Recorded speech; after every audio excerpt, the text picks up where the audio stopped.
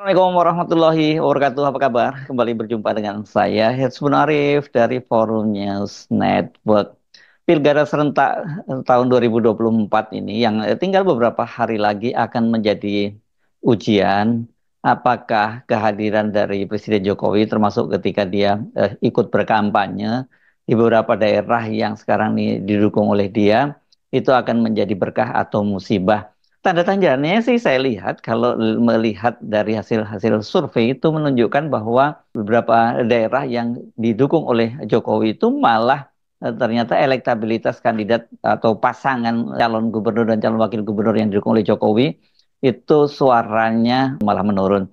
Jadi ini betul kalau sampai kemudian terjadi bahwa mereka kalah pada pilkada nanti, ya berarti Jokowi itu bukan merupakan sebuah berkah tapi dia menjadi musibah. Kita soroti setidaknya ada dua wilayah yang langsung Jokowi itu turun dan benar-benar ini dia all out. Pilkada untuk provinsi itu di Jawa Tengah dan kemudian untuk level kabupaten dan kota itu di kota Solo. Jelas kalau di kota Solo ini Jokowi tidak mau kalah ya begitu saja. Dan berikutnya itu juga kita akan soroti yang di Jakarta. Karena kan Jokowi ini sekarang juga sudah langsung terjun juga ke Jakarta melakukan konsolidasi bertemu dengan para relawan. Tetapi tanda-tandanya ini kandidat yang diusungnya, yang didukungnya Ridwan Kamil. Tapi di situ kalau ngomong Ridwan Kamil berarti ada Suswono juga dong ya, yang dari PKS itu kemungkinan besar akan kalah. Ini menarik kalau itu sampai terjadi karena kebetulan di tiga daerah tadi, baik Jawa Tengah, kemudian Solo dan juga Jakarta itu Jokowi itu langsung berhadapan dengan PDIP. Artinya ini dia head to head berhadapan dengan seorang wanita yang tadinya diakuinya sebagai ibunya sendiri, yakni Ketua Umum PDIP Megawati Soekarno Putri. Tapi kalau kita mau melipir sedikit ya di sekitar Jakarta, misalnya di Tangerang ini, politisi PSI Valdo Maldini yang juga sudah sowan ke Jokowi itu artinya Jokowi menunjukkan dukungan kepada dia dan tentu saja ini dukung karena Valdo Maldini diusung oleh PSI yang berketua umumnya adalah anaknya Jokowi, anak bontotnya Jokowi, Kaisang Pangarep. Malah ini kelihatannya bakal boncos. Suaranya tertinggal jauh dibandingkan dengan lawannya. Begitu juga halnya di Solo ya. Ini Respati dan Astrid ini yang diusung oleh Koalisi Indonesia Maju Plus berhadapan dengan calon yang diusung oleh PDIP juga ini elektabilitasnya jauh tercecer ini. Oke, dari mana kita mau bahasnya dulu ya? Tentu yang akan terlihat itu adalah di Jawa Tengah karena jelas di Jawa Tengah ini pertama Jokowi punya kepentingan yang sangat besar karena ini adalah kantong suara yang harus dia menangkan jika dia ingin menggunakan Jawa Tengah ini sebagai basis nanti atau modal untuk Pilpres yang akan digunakan oleh putranya Gibran Rakabuming. Yang kedua, Jawa Tengah ini bagaimanapun juga pertaruhan. Ini bahkan boleh disebut ini ada pertaruhan pribadi, ya, pertempuran pribadi antara Ibu Megawati dan Jokowi. Megawati berkepentingan Jawa Tengah untuk mempertahankan kandang bantengnya, sementara Jokowi juga dia ingin menunjukkan sekali lagi dominasinya terhadap Jawa Tengah. Karena pada Pilpres kemarin itu kan dia berhasil membecundangi PDIP karena pasangan calon presiden dan calon wakil presiden yakni Prabowo dan Gibran Rakabuming yang diusung oleh Jokowi, didukung oleh Pak Jokowi tepatnya itu kan mengalahkan pasangan Ganjar Pranowo dan Mahfud MD yang diusung oleh Ibu Megawati yang ini PDIP. Nah, sekali ini pasti PDIP tidak mau kalah, begitu juga Pak Jokowi juga tidak mau kalah. Ini jadi seru pertarungannya. Pada awalnya ini sebenarnya kandidat yang diusung oleh Jokowi atau sebenarnya ini Kim Plus yang usung secara resminya, tapi kita tahulah Pak Jokowi berkepentingan besar di situ. Ini jauh ya elektabilitasnya berhadapan dengan Andika Perkasa mantan Panglima TNI dan Hendar Priadi ini mantan Wali Kota Semarang begitu ya. Tapi ternyata ini belakangan kemudian elektabilitasnya pasangan Andika dan Hendi begitu nyebut namanya itu ternyata merambat dan kemudian sekarang itu sudah melampaui pasangan Lutfi dan Tat Yasin. Memang ini kalau kita lihat dari sisi margin errornya itu selisihnya memang tidak terlampau jauh. Tapi dengan sudah melampaui itu saja itu kan tanda-tanda yang berbahaya. Kenapa? Karena trennya dia terus naik sementara Lutfi dan Tajudin itu menurun. Memang untuk menyebut bahwa di Jawa Tengah ini akan kalah itu masih belum bisa sampai kesimpulan semacam itu karena ini persaingannya masih sangat ketat dan kemudian masih dalam rentang margin error.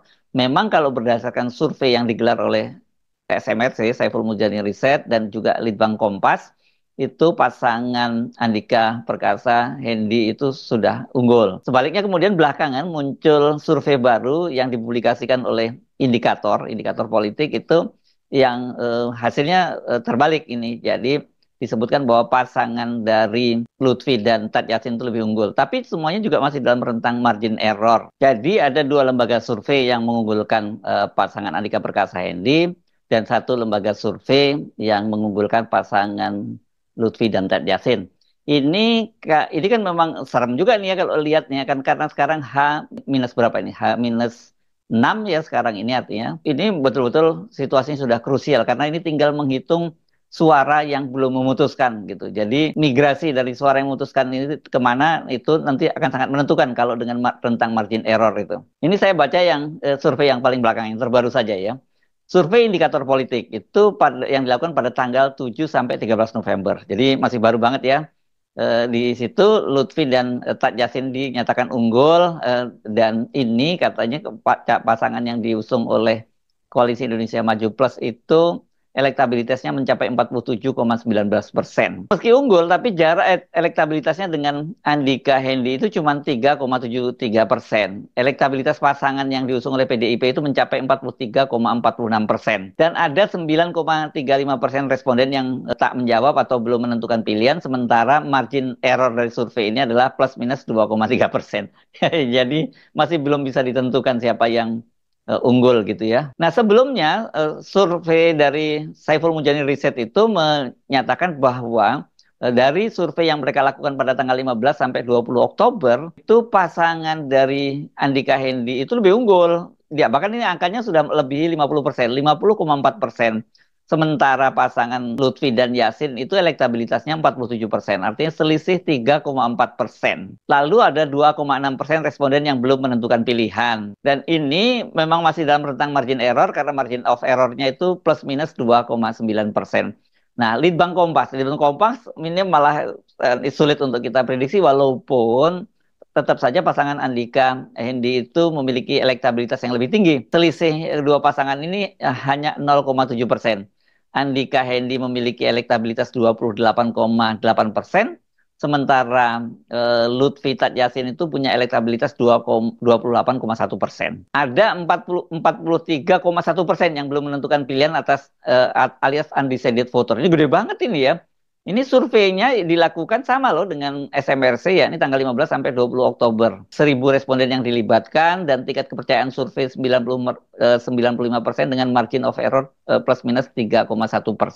Jadi Jawa Tengah ini pertempurannya akan sangat seru ya, karena tadi itu mereka masing-masing punya kekuatan. Secara tradisional ini PDIP tentu saja itu adalah basisnya, ini kandang banteng. Sementara Jokowi tentu saja ditopang oleh kekuasaan karena bagaimanapun juga ini sekarang pelaksana atau pejabat gubernurnya itu adalah seorang pensiunan polisi bintang 3 yakni Nana Sujana dan itu adalah orangnya Pak Jokowi. Sementara Lutfi ini juga merupakan purnawirawan dari polisi bintang 3 juga. Jadi kalau kemudian terjadi ini pengerahan dari aparat penegak hukum misalnya polisi dan kemudian juga dari ASN mereka cukup sukses, maka ya ini mereka berpeluang untuk menang. Tapi saya kira PDIP juga tidak mau tinggal diam, itu mesti mereka melakukan man to man marking gitu ya. Atau bukan zona marking tapi man to man ya untuk jaganya itu. Karena bagaimanapun juga kan latar belakang dari Andika Perkasa sebagai Panglima TNI ini tentu saja masih tetap punya basis yang cukup kuat di kalangan TNI. Jadi kita belum bisa menentukan Jawa Tengah itu. Tapi dengan hasil seperti sekarang ini saja buat PDIP itu merupakan suatu kemajuan yang luar biasa.